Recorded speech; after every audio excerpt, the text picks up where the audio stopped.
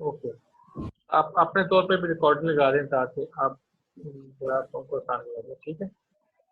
तो चलें जी, बिस्मिल्लाहिर्रहमानिर्रहीम। आज का जो क्लास है वो हमारी कर्व फिटिंग से रिलेटेड है। इसमें हम प्रैक्टिकल जो है के मतलब बात करेंगे जो हम लोगों ने पढ़ा है। तो बेहतर ये है कि curve fitting least square method का हम लोग प्रोग्राम स्टार्ट करने वाले हैं। तो आप लोग अपनी नोटबुक जो है, आप अगर आप लोगों ने इसमें काम किया हुआ है तो वो ओपन कर लेते तो आपके लिए आसानी होती है, आपको पता चलता है कि मैं क्या कर रहा हूँ। तो अदरवाइज जो है शायद आप लोगों को रिमाइंड करने में मसला बने। तो ये हम पहला प्रोग्राम जो है लीस्ट स्क्वायर मेथड, जो लीस्ट स्क्वायर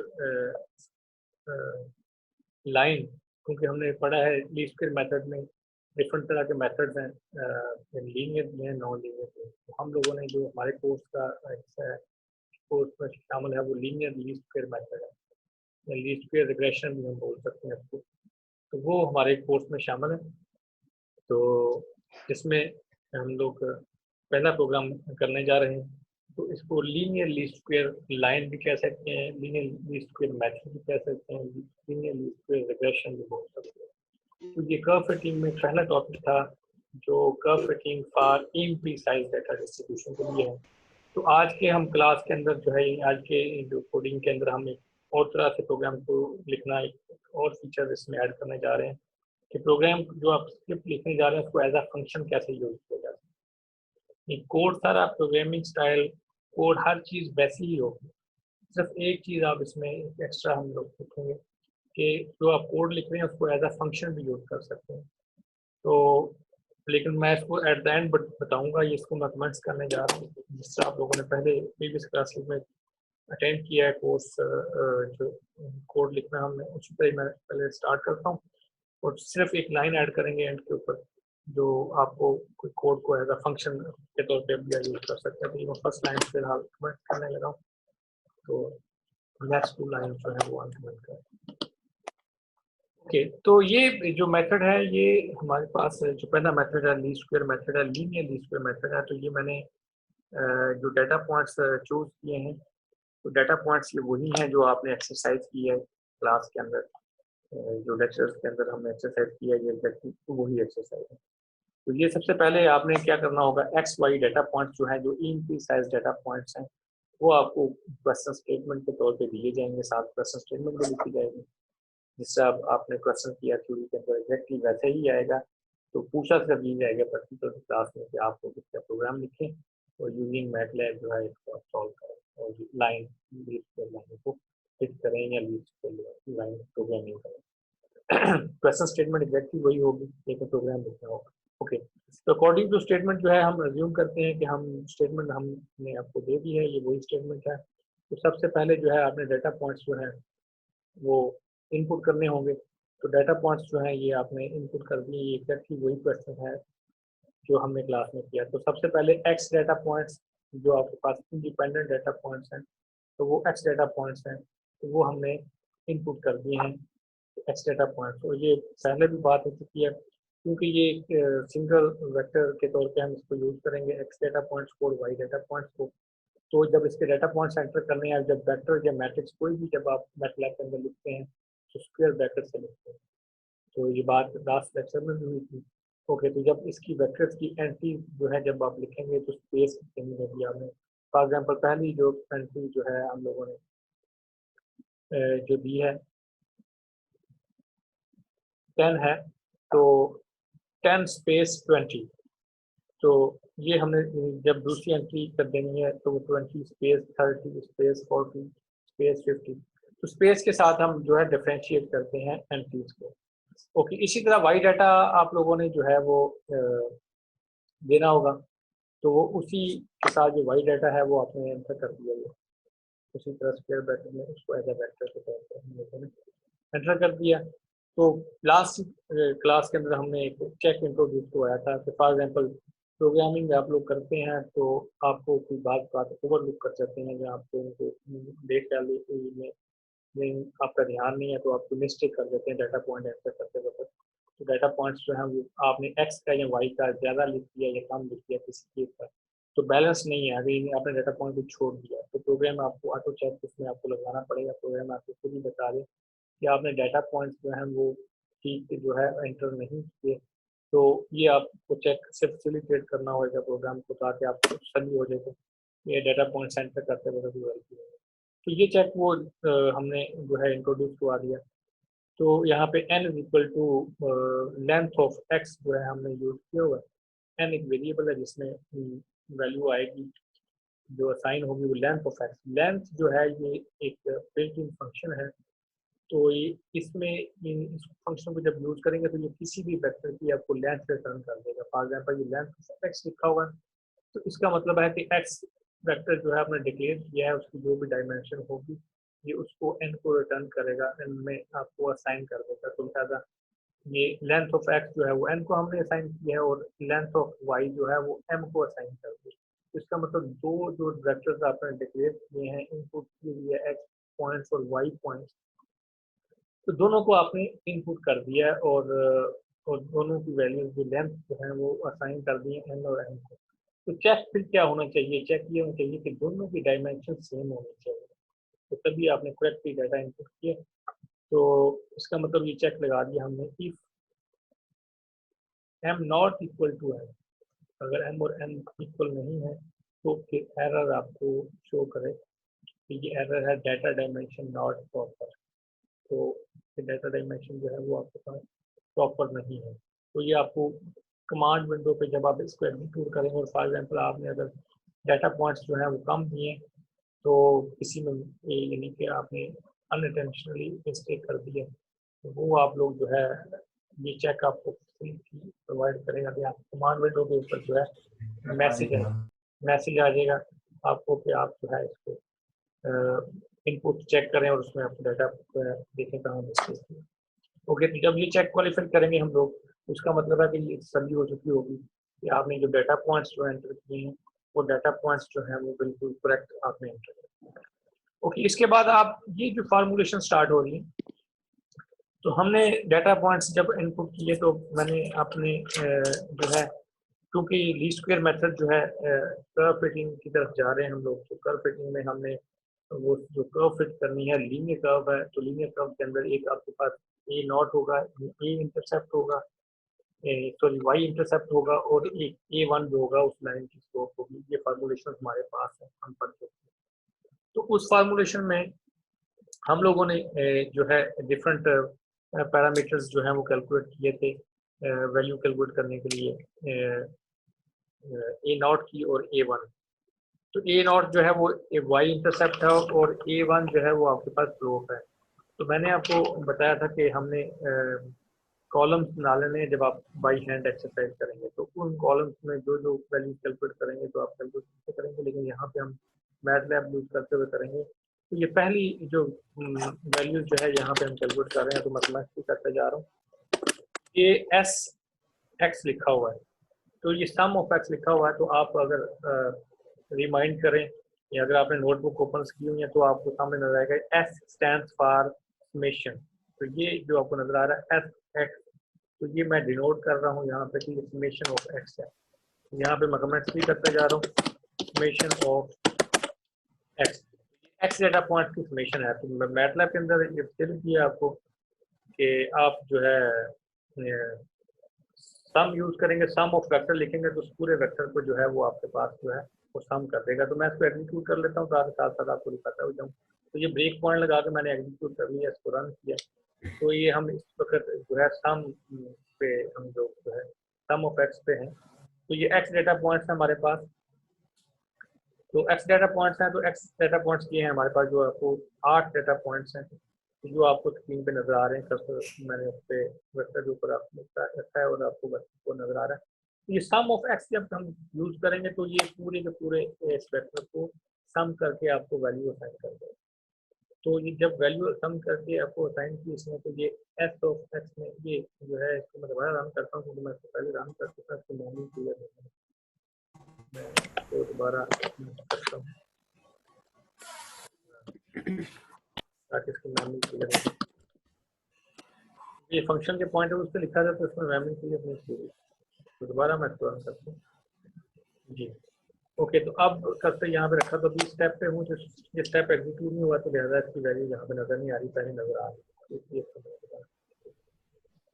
ओके, तो ये सम ऑफ एक्स जो है, ये एक्स वेक्टर्स हैं, उसको समेशन करके आपको स्टोर कर देगा एस एक्स के अंदर।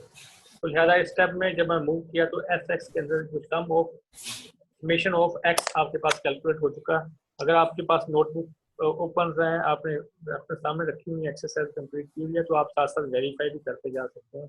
समेशन ऑफ एक्स आपने जो कैलकुलेटर से हमने कैलकुलेट करके निकाली थी वो 360 थी, ये आपको एस एक्स में C60 ही आंसर रिटर्न कर रहा है। ये साथ साथ वेरिफिकेशन होती है कि आप लोगों ने एक्सरसाइज जो किया वो ठीक है। ओके, तो सेकंड स्टेप में लिखा हुआ है एस एक्स 2, तो ये एक्स, ये एक्स फॉर समेशन और एक्स स्क्वायर की समेशन, तो ये बेसिकली ये आपको यहाँ पे सम ऑफ एक्स स्क्वायर लिया जा रहा है, समेशन ऑफ एक्स स्क्वायर। तो ये मैं आगे कमेंट्स कर देता हूँ, समेशन ऑफ एक्स स्क्वायर। तो ये एक्स स्क्वायर है, ये मतलब इसका ये है कि एक्स की हर एंट्री का स्क्वायर करना है, और पूरा कॉलम जब आपके पास अरेंज हो जाए एक्स की हर एंट्री को स्क्वायर करने के बाद देन आपने सम देना है। तो ये जो आपको रिटर्न करेगा सम ऑफ एक्स स्क्वायर का करेगा। तो ये एक्स स्क्वायर, क्योंकि यहाँ पे ये डॉट प्रोडक्ट यूज की हुई है, डॉट कैरेट, तो ये पहले भी बात हो चुकी है, क्योंकि ये वेक्टर्स हैं, तो वेक्टर्स को वेक्टर्स से जब मल्टीप्लाई करेंगे, एक्स स्क्वायर ले रहे हैं, एक्स इंटू एक्स लिख रहे हैं, एक्स मल्टीप्लाई बाई एक्स, तो दोनों वेक्टर हैं। तो जब वेक्टर जब हम मल्टीप्लाई करेंगे मैथलैब में, तो डॉट प्रोडक्ट यूज करेंगे ताकि कॉम्पोनेंट वाइज पहला कॉम्पोनेंट पहले कॉम्पोनेंट से मल्टीप्लाई हो, दूसरा कॉम्पोनेंट दूसरे कॉम्पोनेंट से मल्टीप्लाई हो। तो इसलिए ये तरीकाकार हम जो है इख्तियार कर रहे हैं। तो लिहाजा इस स्टेप पे जो है ये समेशन एक्स स्क्वायर का आंसर रिटर्न करेगा, और ये आपको स्टोर करके देगा एस एक्स स्क्वायर में। तो मैं स्टेप बढ़ाता हूँ आगे, तो इसमें ये वैल्यू कैलकुलेट हो चुकी है। तो लिहाजा ये आपके पास 2400 ये वैल्यू आपके पास आ गई। तो अगर आप लोगों के पास नोटबुक नहीं है, तो ये साथ साथ आप वेरिफिकेशन भी करते जाएंगे। ओके, तो ये आपके पास आ गया। नेक्स्ट आपके पास जो था वो समेशन एक्स वाई था, ठीक है, जो आपको जरूरत आनी थी, पेश आनी थी जब आपने स्लोप और इंटरसेप्ट की वैल्यू कैलकुलेट करनी है, ए नॉट और A1 की वैल्यू कैलकुलेट करनी है, तो उसके अंदर आपको ये सारी एंट्रीज की जरूरत पड़नी है, तो इसलिए हम ये कैलकुलेट कर रहे हैं। ओके, तो ये आपके पास जो है ये समेशन ऑफ एक्स वाई है, summation of x Y, X into Y. जी, तो ये समेशन ऑफ एक्स वाई है, इसमें हम लोग जो है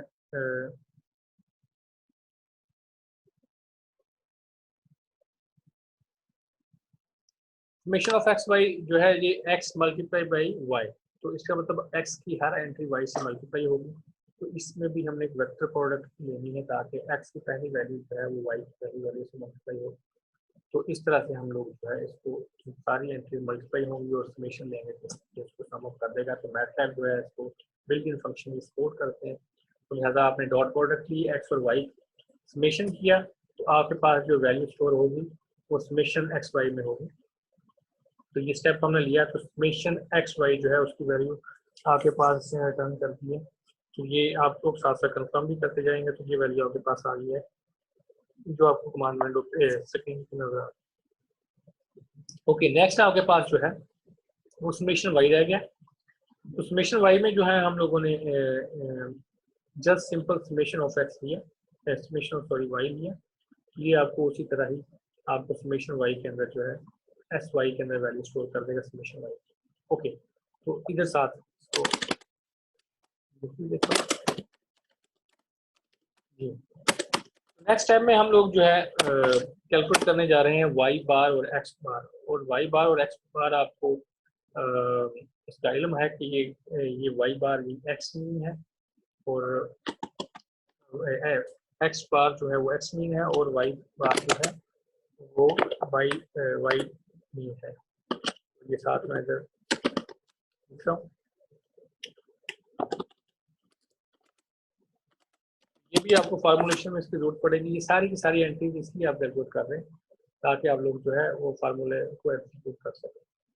तो ये आपके पास एक्स बार और वाई बार के आपके पास आंसर्स आ गए, और आपके पास जो आपके क्वेश्चन निकाले हुए हैं जो ऑलरेडी आप लोग क्लास पढ़ चुके हैं उसके अंदर ये आप उसको वेरीफाई भी कर सकते हैं। ओके, तो नेक्स्ट स्टेप के अंदर जो है अब हम स्लोप कैलकुलेट करने जा रहे हैं, A1 और A0। ये वो जो आप लीस्ट स्क्वायर मेथड से हमने स्लोप निकालने जा रहे हैं, ये वही फार्मूला है। ये फार्मूला हम ऑलरेडी लिख चुके हैं, पढ़ चुके हैं। तो इसमें हमने जो है जो जो वेरिएबल्स ऊपर कैलकुलेट किए हैं वो यहाँ पर लिखते हैं। तो इस फार्मूले को अकॉर्डिंग टू जो आप लेक्चर्स आपने उसको पढ़ा हुआ है, उसके अकॉर्डिंग जो है आप लोग इसको यहाँ पे लिखेंगे। तो हम नेक्स्ट टाइम में ये फार्मूला आपके सामने ये A0 लिख दिया गया है इस तरह से, और A1 इस तरह से, और A0 इस तरह से लिख दिया गया। लिहाजा जब इन एग्जीक्यूट आप करके आएंगे तो हम लोग जो है स्लोप की वैल्यू कैलकुलेट कर चुके हैं। कितना ब्रेक पॉइंट यहाँ पे लगा लेता हूँ, ये CLC जो है इसको खत्म करने के लिए पहले यूज कर चुका हूँ। ओके, तो स्टूडेंट्स इस स्टेप पे हम जो है A0 ये आपके पास स्लोप है, और सॉरी A1 आपके पास स्लोप है और A0 आपके पास इंटरसेप्ट है, ये हम कैलकुलेट कर चुके हैं। ओके, तो यहाँ तक इसका मतलब हुआ कि स्ट्रेट लाइन के लिए आपने स्लोप और इंटरसेप्ट निकाल लिए। तो नेक्स्ट जब ये स्टेप आपके पास परफॉर्म कर दिया, तो नेक्स्ट आपने जो कर्व आप फिट करने जा रहे हैं उसके डिफरेंट पैरामीटर्स हैं। फॉर एग्जाम्पल जैसे आपको क्वेश्चन स्टेटमेंट के एक्सरसाइज में हमने पढ़ा था, कोफिशिएंट ऑफ डिटर्मिनेशन बताएं कि जो आपकी जो लाइन आप जो फिट करने जा रहे हैं वो लाइन आपके कितने % आपके डाटा को डिस्क्राइब करती है। ठीक है, स्टैंडर्ड डेविएशन जो है, स्टैंडर्ड डेविएशन जो SY से हमने नोट किया था, तो ये मेजर ऑफ डिस्पर्स है। ठीक है, और स्टैंडर्ड एरर ऑफ एस्टिमेट हम लोगों ने कैलकुलेट किया था, तो उसका फार्मूला SYX से हमने डिनोट किया यहाँ पे। ये डिफरेंट जो पैरामीटर जो आपसे पूछे जाएंगे वो कैलकुलेट करने जा रहे हैं।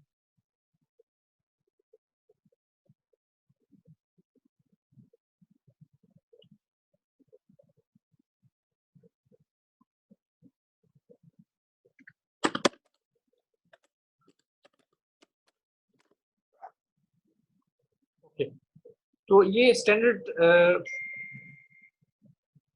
डेविएशन SY से हमने डिनोट किया था, और SYX जो है स्टैंडर्ड एरर ऑफ एस्टिमेट हमने SYX से डिनोट किया। तो इसके लिए जो हम पैरामीटर्स हमें जरूरत पड़ेगी वो हम ऊपर कैलकुलेट करेंगे, और ये आपके पास यहाँ पे जो पैरामीटर लिखा हुआ R स्क्वायर या तो R में लिखा हुआ, तो ये आपके पास कोफिशिएंट ऑफ डिटर्मिनेशन है।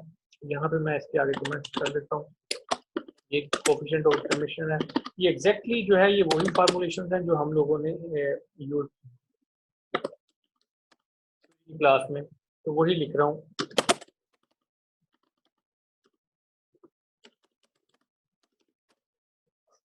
ओके, तो ये ST और SR जो है ये जो पैरामीटर्स हमें यूज करने हैं इस फार्मूलेशन में वो है। तो एग्जैक्टली उसी फार्मूला के अकॉर्डिंग जो है ये मैंने यहाँ पे ST फार्मूलेशन लिखी है और SR की फार्मूलेशन लिखी है।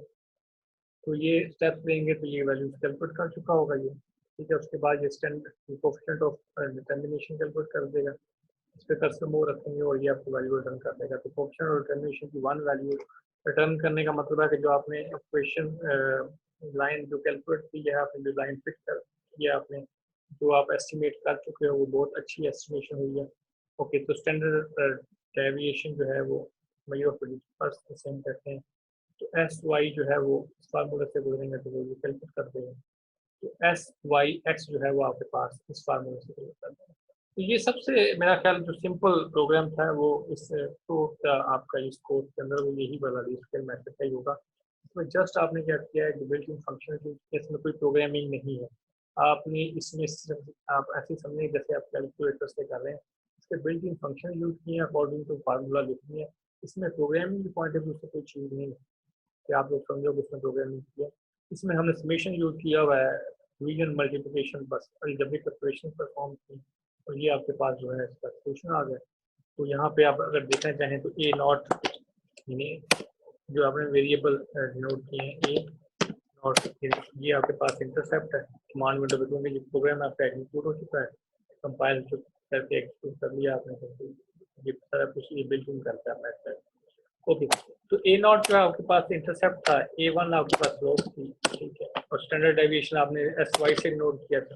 तो तो एस वाई आप लिखोगे तो एस वाई आपको स्टैंडर्ड डेविएशन रिटर्न कर देगा। एस वाई एस जो आपने स्टैंडर्ड एरर ऑफ एस्टिमेट आपने लिखा है वो आपको लिखेंगे यस कैपिटल एस, तो ये जो है आपको उसकी वैल्यू रिटर्न कर देगा। आर आपके पास कोएफिशिएंट ऑफ टर्मिनेशन आर लिखेंगे तो ये आपको आर की वैल्यू रिटर्न कर देगा। तो ये प्रोग्राम नहीं था जो जस्ट आपने मैटलैब जो बिल्ट इन जो फंक्शंस जो है उनको यूज करते हुए जस्ट एक अरेंजमेंट किया स्टेप बाय स्टेप, तो फार्मूलाज लिखे और उसको लिख के आपने रन कर दिया तो आपके पास ये पैरामीटर्स आ गए सारे जो आपने क्लास में काम किया वही आप काम चेक कर सकते हो। ये था लीस्ट स्क्वायर मेथड के मतलब जो है प्रोग्राम तो नहीं इसको बोलेंगे, जनरल स्टेप्स जो परफॉर्म किए उसके लिए जो स्क्रिप्ट लिखा है वो आपके सामने।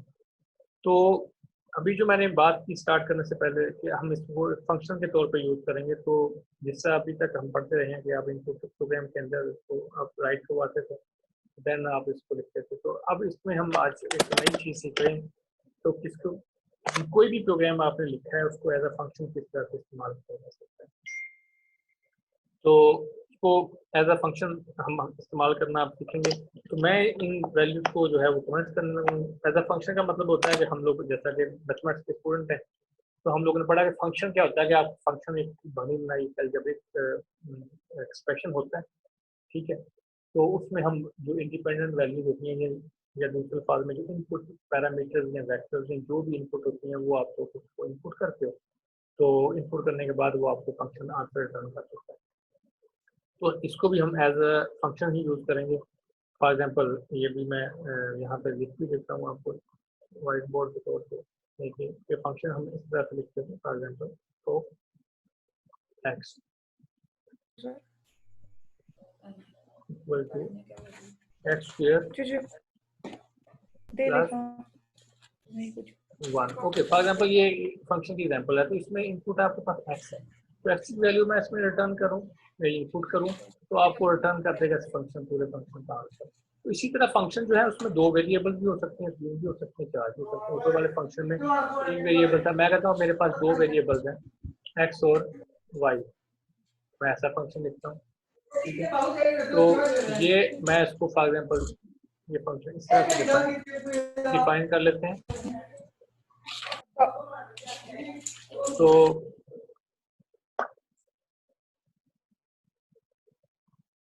प्लस 5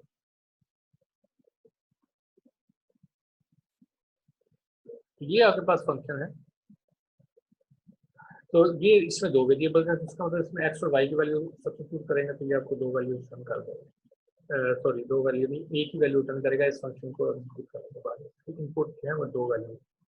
ओके, तो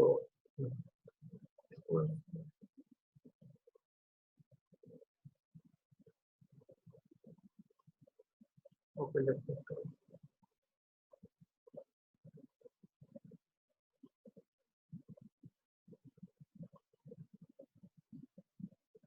ओके, तो ये मैंने स्टूडेंट्स ये आपको स्क्रीन शेयर नजर आ रही है?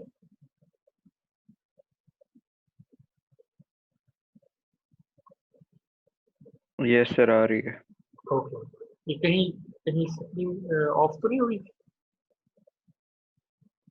नहीं सर। ओके, तो ये मैंने आपको फंक्शन का बताया अभी यहाँ पे। तो हम फंक्शन में 2 इनपुट्स भी हो सकती हैं, 3 भी हो सकती हैं, 4 भी हो सकती हैं, 5 भी हो सकती हैं।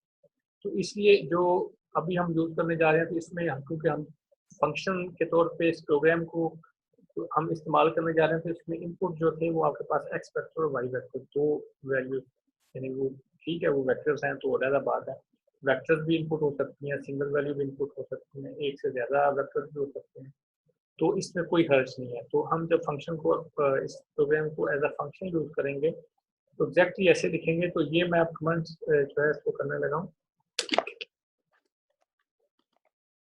ये अनकमेंट करने लगा फंक्शन। तो फंक्शन लिखने का तरीका ये है कि आप सबसे पहले लिखेंगे फंक्शन, सबसे पहले फंक्शन लिखेंगे,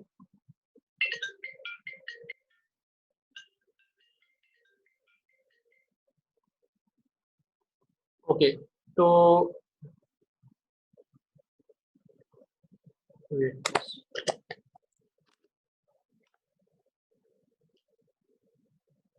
जी, तो ये फंक्शन मैटलैब में लिखने का प्रोग्राम सारा आपने लिख लिया। सबसे ऊपर सबसे पहली लाइन में आप फंक्शन लिखेंगे, तो फंक्शन के आगे जो है सर आप जी सर स्क्रीन नजर नहीं आ रही। स्क्रीन नजर नहीं आ रही।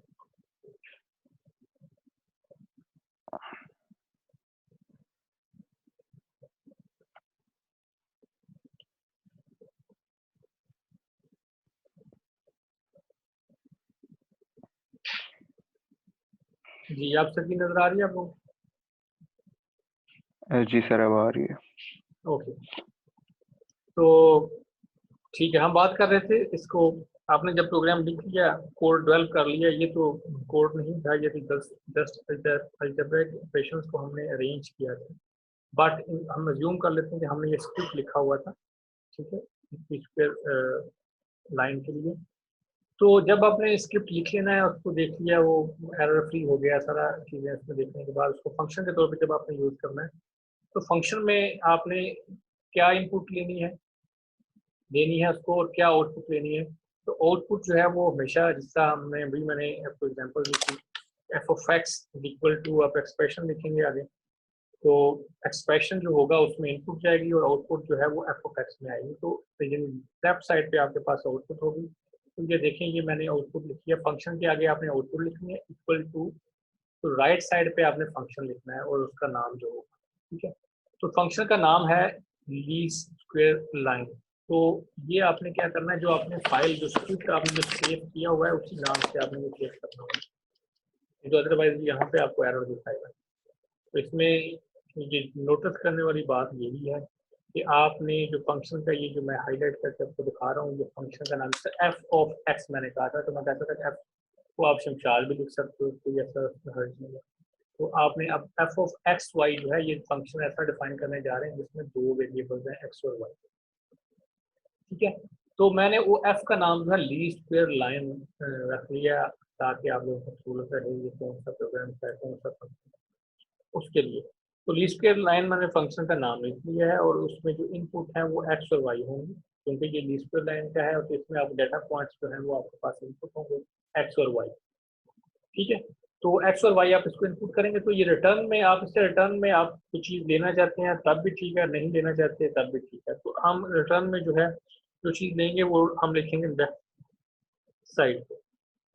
ओके, तो लेफ्ट साइड पे ए नॉट पहला पैरामीटर जो है हम रिटर्न में ले रहे हैं उसको, क्योंकि ये फंक्शन जो है जब आप किसी और स्क्रिप्ट में भी यूज़ कर सकते हैं। फॉर एग्जांपल, अब प्रोजेक्ट मिला आपको, तो उस प्रोजेक्ट में आपने कर्व फिटिंग यूज़ करनी है, तो आप अपनी फंक्शन एक स्क्रिप्ट लिखें और उसको फंक्शन के तौर पे यूज़ करें, तो वो स्क्रिप्ट आपने जो लिखा होगा उसको फंक्शन के तौर पे आप अपने प्रोग्राम में कॉल कर सकते हैं। जब आप उसको आप फंक्शन के तौर पे अपने प्रोग्राम में किसी और प्रोग्राम में कॉल करेंगे, तो आप डेफिनेटली उस फंक्शन से कोई आउटपुट भी ले रहे होंगे।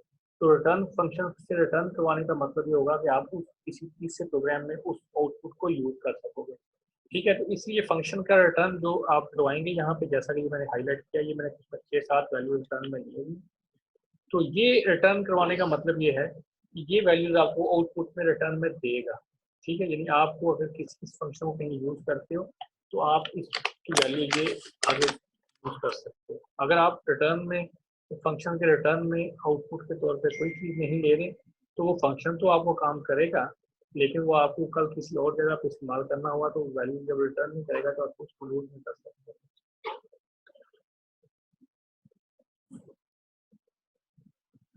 ओके, तो नेक्स्ट जो है हमने ये बताया आपको कि फंक्शन की जो आउटपुट है वो लेफ्ट साइड पर लिखी, तो लिहाजा इसमें पहली वैल्यू रिटर्न करवा रहा हूँ ए नॉट है। तो ए नॉट आप लोगों को पता है कि ये ए नॉट जो है वो आपके पास इंटरसेप्ट है, और ए वन जो आपके पास स्लोप है, एस और एक्स जो है वो समेशन एक्स है, एक्स स्क्वायर। इस तरह ये सारे की सारी जो जो वैल्यूज आपको चाहिए आउटपुट के तौर पे, रिटर्न के तौर पे, तो आप यहाँ पे लिख सकते हो। तो ये मैंने जितनी वैल्यू थी सारी की सारी रिटर्न करवा दी।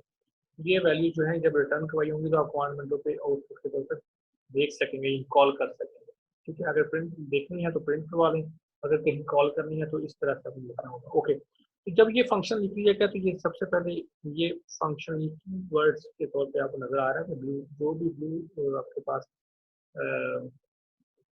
हो जाएंगे लेटर्स, तो वो आपके पास कीवर्ड्स के तौर पर यूज होते हैं, आपको ये पता है, डिफरेंट लैंग्वेजेस में कीवर्ड्स होते हैं। तो इसी तरह फंक्शन जो है यहाँ ब्लू हो गया, तो इसका मतलब इसमें इस लाइन को, इस कोड की जो पहले आपने लाइन लिखी हुई है, इस कोड को वो फंक्शन के तौर पे आप उसको कंसीडर करेगा। ओके, तो जब फंक्शन आपने लिख लिया तो आप इसको यहाँ से रन करेंगे तो ये एरर देगा, क्योंकि फिर यहाँ से रन नहीं होगा। तो फंक्शन को फंक्शन के तौर पे इस्तेमाल करना होगा। मतलब ये कि इस फंक्शन को आप कॉल करेंगे और उसमें जो आपने इनपुट देनी होगी वो इनपुट आप जो है उसमें आप देंगे। याद रखें, जब फंक्शन की फाइल लिख लेनी है तो उसको एक दफ़ा आपने रन करना है। मतलब ये है कि आप यहाँ पे जो लोकेशन आ रही हो उस फंक्शन की आ रही है, क्योंकि आप फंक्शन यूज़ कर रहे हैं तो आप उसी डायरेक्टरी में हो जहाँ पे आपके पास फंक्शन वो फाइल जो है पड़ा हुआ है। तो यहाँ पे मेरे पास आपको ब्लू करके दिखा रहा हूँ। तो इस लोकेशन में ये फाइल जो है least_line.mv ये फाइल पड़ी हुई है। फंक्शन को अगर आपने कॉल करना है तो आप उसी डायरेक्टरी में हो, इस डायरेक्टरी में आप फंक्शन कॉल कर रहे हैं, वो कोड वहीं पे पड़ा होना जरूरी है। ओके, तो फंक्शन को कॉल कैसे करना है? तो यहाँ से रन नहीं होगा क्योंकि ये फंक्शन है, ठीक है। तो यहाँ पे कमांड विंडो पे आप इसको कर सकते हैं, रन कर सकते हो। तो इसका मतलब है यहाँ पे जब आप रन करना है तो उस फंक्शन का नाम लिखें, लीस्ट स्क्वायर, इसका नाम था फंक्शन का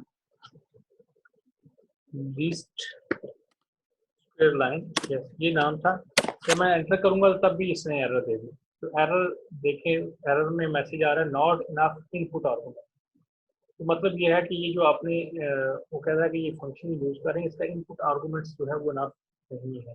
मतलब ये है कि आप उसको उस तरह आपने डिफाइन किया, उस तरह से कॉल करें। तो डिफाइंड आपने इस तरह से किया हुआ है, square of x comma y, ये है इस तरह से फंक्शन आपने डिफाइन किया हुआ है। ये मैं आपको हाईलाइट करके बता रहा हूँ, इसी तरह से आपने इसको कॉल करना होगा। तो अब मैं इसको ऐसे एंटर कर दूंगा तो ये आपसे पूछेगा कि एक्स और वाई की वैल्यू किधर है। ओके, एक्स और वाई की वो वैल्यू बिल्ट जो ऑलरेडी एग्जीक्यूट किया हुआ था वो वहां से उठा रहा है। ये गलत है, इसको कॉल कर लें अगर मेमोरी में आपके पास कोई चीज पड़ी हो। तो अब मैं एक्स अनडिफाइंड है। ओके, तो इसी फंक्शन को दोबारा हम कॉल करेंगे। तो अब मैं उसके पास एक्स एंड वाई, तो इसका मतलब इस फंक्शन को आपने एक्स और वाई इनपुट करना होगा। तो लिहाजा मैं क्या करने लगा हूँ, एक्स वाई को पहले आप कमांड विंडो पे इनपुट करूँगा, ठीक है। कमांड विंडो पे इनपुट करूँगा क्योंकि ये एक्स वाई पहले मैं इसको रीड करूँगा कि इसके अंदर ये वैल्यूज है, ठीक है। फिर उस फंक्शन को इनपुट करूँगा। ओके, तो ये स्टूडेंट्स देखें, ये एक्स में वैल्यू भी आ चुकी है, वाई में। अब ये एक्स और वाई वैल्यू जो है आप फंक्शन को इनपुट करोगे। तो ये मैं फंक्शन लेके आ रहा हूँ। ओके, ये फंक्शन हमारे पास है। अब इसमें least square of x y, तो ये ऊपर जो आप एक्स और वाई आप इनपुट कर चुके हो वो इसको पास हो जाएगा, क्योंकि ऑलरेडी कमांड विंडो पे वो अपनी मेमोरी में इसको होल्ड करके बैठे हुए हैं। ओके, जब उसको आप रन करेंगे, ये रन करने के बाद आपको आंसर रिटर्न करके दिखा रहा है, वैल्यू इसका ये आंसर के तौर पे इस्तेमाल कर रहा है, या किस वैल्यू का है ये पता नहीं, किस वैल्यू का ये वैल्यू यहाँ पे ऐसी बची है जिसको हमने सेमी कॉलन नहीं लगाया, टर्मिनेट नहीं किया, बट ये उसको दिखा रहा है। ओके, तो इसका आउटपुट लेने का तरीका का ये एग्जीक्यूट हो चुका है। आउटपुट लेने का तरीका का ये है कि आप इसको एग्जैक्टली वैसे ही लिखें जिस तरह कॉल करें। ये आपके पास ये एग्जैक्टली ये आपने कॉपी पेस्ट किया है इस तरह से, यानी आपने राइट साइड पे आउटपुट लिखी, मतलब सॉरी लेफ्ट साइड पे। तो इसका मतलब ये है कि आपने जब प्रोग्राम रन किया तो वो ये A0 A1 ये वैल्यू आपको रिटर्न भी करके दिखाएगा। रिटर्न ये कमांड विंडो पे डिस्प्ले नहीं होगी क्योंकि वो डिस्प्ले करने का प्रिंट का आपके पास इसका फंक्शन है। ये रिटर्न कर देगा कि ये आपके पास प्रॉपर तरीके से रिटर्न करवाना, प्रिंट करवाना वो प्रिंट स्क्रीन से है। तो ये रिटर्न का मतलब है ये आपको आंसर जो भी आप लिखेंगे उस वेरिएबल के नाम से आपको रिटर्न कर रहा है। तो ये देखेंगे जब आपने इस पर एग्जीक्यूट किया तो जो वैल्यूज आप उसमें लिखेंगे वो सारी की सारी आपको जो है इसमें दिखा दी। A0 की वैल्यू, A1 की वैल्यू, एक्स दिखा दी, सारे पैरामीटर्स आपको कमांड विंडो पे दिखा दी। तो ये था फंक्शन, ठीक है। तो अब इसका मतलब ये हुआ कि आप सिर्फ और सिर्फ आप एक्स की वैल्यू भी और डालेंगे, फॉर एग्जाम्पल 5, 10, 9, 4। अब मैंने ये कोई और 4 वैल्यूज दे दी हैं, ठीक है। तो मैं इसी तरह वाई वैल्यूज भी देने लगा हूँ, 25, 6, 7, 30। ओके, तो अब देखें ये हमने कोई और वैल्यू दे दी है, अब हम उस क्वेश्चन को छोड़ चुके हैं। अब इसमें मैंने दो वैल्यू जो है इन वेक्टर जो है एक्स और वाई जो है वो मैंने ये वाई में एरर है ये ओके। तो ये देखें स्टूडेंट्स, अब मैंने एक्स और वाई जो है दो नई डेटा सेट्स दिए हैं, इसको डेटा पॉइंट्स दिए हैं। तो मैं कहता हूँ उसी फंक्शन को मैं ये पास करना चाहता हूँ, तो वो फंक्शन आपके पास बन चुका है, ठीक है। तो अब आप उसको जस्ट कॉल करेंगे ये, तो ये कमांड विंडो पे है। तो अब इसको जब आप एग्जीक्यूट करेंगे तो ये एक्स वाई जो है ये जो अब आपने डिफाइन किए हैं तो नए डेटा पॉइंट्स। अब इसको आप फंक्शन को आपको रन करने की जरूरत नहीं है, ठीक है। आपने फंक्शन लिख दिया है, आप इसको पास करेंगे तो ये आपको इसकी वैल्यू निकाल देगा। मतलब ये कि और अब आपके पास स्क्रिप्ट जो है वो बिल्कुल रेडी है। इसमें सिर्फ और सिर्फ आपने इनपुट वेक्टर्स दो पास करने हैं। देखें मैंने ये दो नए पास किए हैं और ये नई वैल्यू इसमें निकाल दी है। तो इसका मतलब हुआ कि ये फंक्शन आपके पास, ये फाइल अब रेडी है। आप इस फाइल को आप कहीं भी यूज कर सकते हो, आपने किसी प्रोजेक्ट में या कहीं भी आपके पास ये लाइब्रेरी के तौर पर डेवलप होते जाएंगे, फंक्शन के तौर पे आप इन चीज़ों को सेव करते जाएंगे। किसी को भी जितने भी आपने काम अपने पीछे किया सारों को फंक्शन के तौर पे हम यूज कर सकते हैं। जितने भी प्रोग्राम आपके पास लिखे हुए आगे करेंगे उनको भी कर सकते हैं। तो ये एक अच्छा एक यानी कि आपके पास वो क्या कहते हैं कि पोर्टेबल चीज़ बन जाएगी कि आपके पास एक लाइब्रेरी बन जाएगी। लीस्ट स्क्वायर मेथड का फंक्शन आपने स्टोर कर लिया, आपने सिस्टम ऑफ क्वेश्चन को सॉल्व करने का एक फंक्शन बना लिया, कोड डेवलप कर लिया, आपने नॉन लीनियर क्वेश्चन को सॉल्व करने का कोड कर लिया, तो वो कहीं भी आप रीयूज कर सकते हैं। अगर आपने उसमें कहीं एरर शरर कोई नहीं है, एरर करके रखा हुआ तो उसमें जस्ट इनपुट करें और आउटपुट लें। तो इसमें मैंने क्या किया, जस्ट अब दो फैक्टर जो है वो नए मैंने वैल्यूज इनपुट किए हैं और मैंने ये फंक्शन लिखा है और आउटपुट लिखी है। तो वो आपको जस्ट एंटर किया है तो उसमें आपको सारी आउटपुट दिखा दी, ठीक है। उसमें जो एरर जो आपके जो भी आपने आउटपुट में चीज़ें देखी तो वो आपको दिखा दें। ओके, इसमें एक इम्पॉर्टेंट चीज़ मैं बताता जाऊँ कि जब आपने स्क्रिप्ट फाइल में ये सारी चीज़ें लिखी हुई हैं जिस ऑर्डर में, ये देखिए उसी ऑर्डर में आपने यहाँ पे इसको कॉल करना होगा।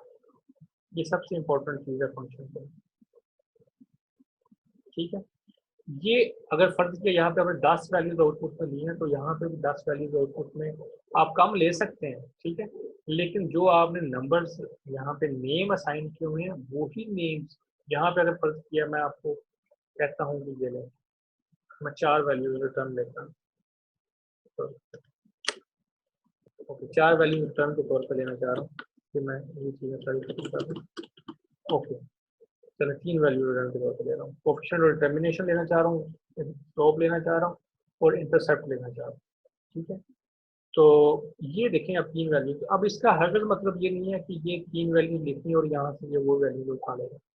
ये पहले ऑर्डर की वैल्यू जो है ये वो पहली 3 उठाएगा, ठीक है। आप उनका नाम जो भी रखें, ये इधर पहली 3 तीसरी पहली 2 तो ये A0 और A1 ही है, तो तीसरी जो है वो SX है। तो यहाँ पे आपने आर स्क्वायर लिखा हुआ तो इसका हरकत मतलब नहीं है कि ये आर स्क्वायर की वैल्यू उठाएगा जो आपने वहाँ पर लिखी नहीं, ये तीसरी पेज की जो है वैल्यू उठाएगा, यानी SX की वैल्यू इसमें रखेगा, ठीक है। तो ये नहीं जानता जो चीज़ जहाँ पर जिस ऑर्डर में ऊपर डिफाइन किया ये उसी ऑर्डर में रिटर्न करेगा। तो इसको आप करेंगे तो ये 3 वैल्यू तो रिटर्न करेगा। अब ये 23 उसने रिटर्न कर दिया आर स्क्वायर। आर स्क्वायर 23 नहीं है, ये बेसिकली समेशन है।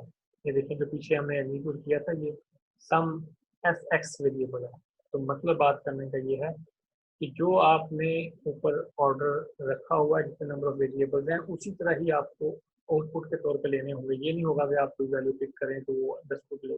नो, जिस ऑर्डर में आपने जो वैल्यूज लिखी हुई ये उसी ऑर्डर में आपको आउटपुट में रिटर्न करेगा। बेशक आप सारी लें, बेशक आप कम लें, तो ऑर्डर जो है वो आपको फॉलो करना पड़ेगा, उसमें ही नंबर आउटपुट लेनी पड़ेगी, ठीक है। अदरवाइज जो है वो मिक्स कर दे, आप मिक्स को कर समझेंगे कि ये ठीक आ रहा है वो आंसर ठीक नहीं आएगा। ये बिल्कुल ठीक दिखा रहा है। इससे इनका स्टेट है कि जिस जितने आपने आउटपुट ली हैं उतनी आउटपुट उसी ऑर्डर में आपने से रिटर्न में लेनी है, तो पिक अपनी मर्जी से लेना आंसर नहीं कर सकते। ओके, तो ये थी आपकी पहली आज की क्लास लीस्ट स्क्वायर मेथड से लेकर। तो इसको जो है यहीं पे स्टॉप करते हैं।